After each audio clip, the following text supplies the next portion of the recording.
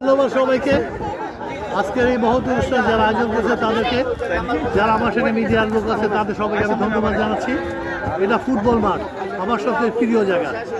আমার জীবনের উত্থান এই ফুটবল ক্রিকেট দিয়েই। আমি বহু বছর আগে ফুটবল, তবে এখন আমি রাস্তায় ঘাটে যখনই ফুটবল মাঠ দেখি তখন একটু দাঁড়িয়ে থাকি।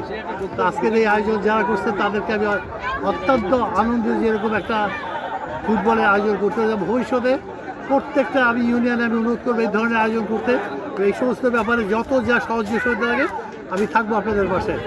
ধন্যবাদ সবাইকে। আচ্ছা ভাইয়া, নতুন প্রজন্মের জন্য আপনার কি বার্তা আছে? নতুন প্রজন্ম মাঠে আসো, খেলো, যার যে কোনো ইচ্ছা খেলা। আমার এই একটাই অনুরোধ, যত রকমের খেলা আছে কেউ না কোনো খেলা করো, আমি এদেরকে প্রোভাইড করবার জন্য যত যা ব্যবস্থা আছে তা করবো। আমি মহিলা একটা দল আছে গত কুতুবপুরে, ওরা চ্যাম্পিয়ন হয়েছিল। গত 3 বছর আগে আমি এদেরকে যে ট্রাকসুট দিয়ে এসেছি, এবারও দিয়ে এসেছি।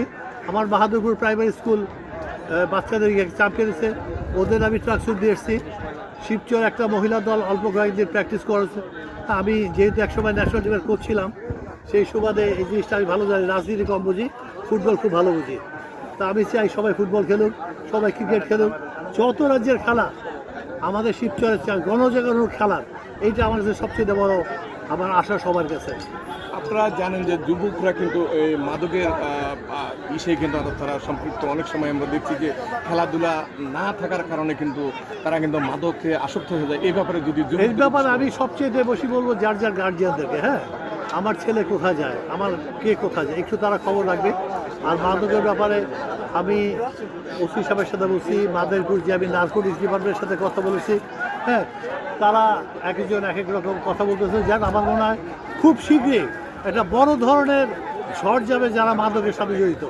ওদের শখে আমি আবহাওয়া যাচ্ছি, মাদক ছেড়ে মাঠে আসো, হ্যাঁ, আসো আমরা সবাই মিলে খেলি, যার যা খেলা, যে কোনো ধরনের খেলাতে যে কোনো সুযোগ সুবিধা আমি রেডি আছি সবসময়। অসংখ্য ধন্যবাদ। থ্যাংক ইউ ভাই।